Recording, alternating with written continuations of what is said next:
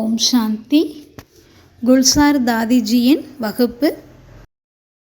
இன்று நாம் இந்த ஞானத்தின் அஸ்திவாரத்தை பற்றி சிந்திக்கலாம்.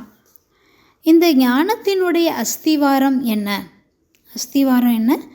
நம்பிக்கை, அதாவது நிச்சயம்.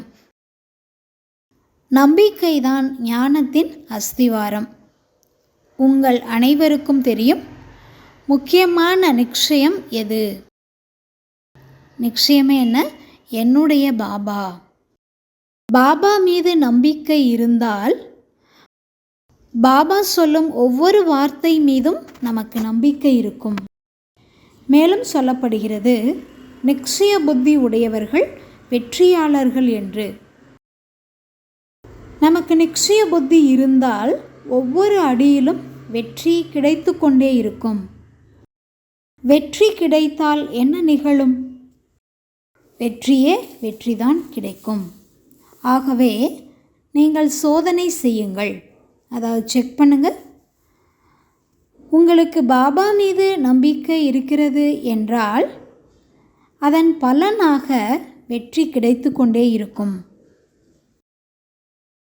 நிச்சய புத்தியின் பலனாக வெற்றியை அனுபவம் செய்கின்றோமா, அல்லது பாபா மீது நம்பிக்கை இருக்கிறது என்றால் வெற்றியை அனுபவம் செய்கின்றோமா? சோதனை பண்ணுங்க. நிச்சயத்தின் அடையாளம் என்ன? நம்ம பார்த்தோம், நிச்சய புத்தி இருக்கிறப்ப வெற்றி கிடைக்கும். நாம் செய்யக்கூடிய ஒவ்வொரு காரியத்திலும் வெற்றி கிடைக்கும். வெற்றி தான் அதனுடைய வடிவம். எனவே நாம் தூங்க செல்வதற்கு முன் சோதனை செய்ய வேண்டும். பாபா மீது அன்பு இருக்கிறது என்றால் நாம் ஒவ்வொரு அடியிலும் அன்புடன் நடந்து கொள்வோம்.